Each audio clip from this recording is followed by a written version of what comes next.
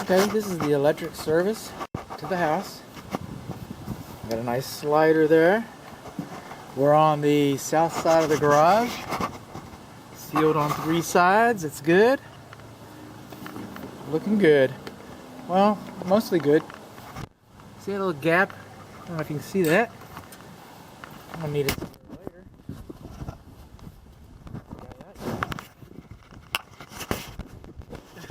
See that little gap right there? That should be sealed.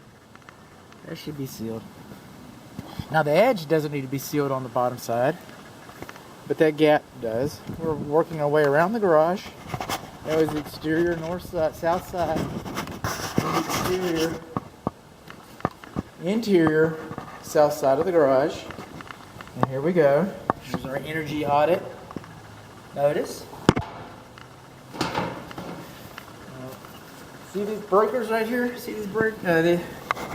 See, that's handwriting. That's handwriting. Alright? This is printing. And these breakers are supposed to be printed. They're not like this. See these numbers? Those are printing. They're not supposed to be written like that. They're just not. I didn't make it up. I'm not a maker-upper, usually. Okay, this is the electric service panel cabinet. Inside, garage, south wall. Main neutral wrapped with white, that's good. 200 amps, got the protective booties on here. We're looking good. Copper to copper, no bundling. 3 things I'm seeing in here. It's 200 amps. Did I say that already? I think I did. 200 amps. Oh, we're looking in here. While we're looking in here. 4 things. More weight. 25 amps. The air conditioner is properly fused. So what's wrong? What's going on besides the printing? What's going on? You're not supposed to have a gap between the cabinet and the wall more than 1/8 of an inch. That's your fire blocking. You're not supposed to have gaps that large. Oh, bud, that's construction, man. We can't do that. You know, the kid that put the stereo in the dash of my car, he did better work than that. I'm just saying, high school kid. Just saying. What else we got in here? We got the rubber boots, the white wrapping tape.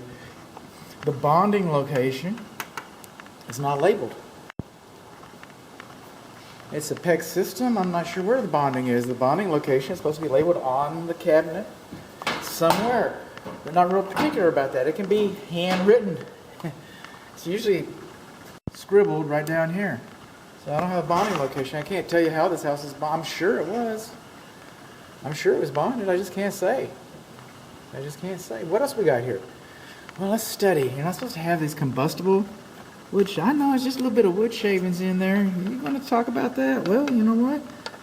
The code talks about it. This needs to be cleaned out. Got a little bit of paint overspray here, but it doesn't really, I'm not seeing it affecting the panel board.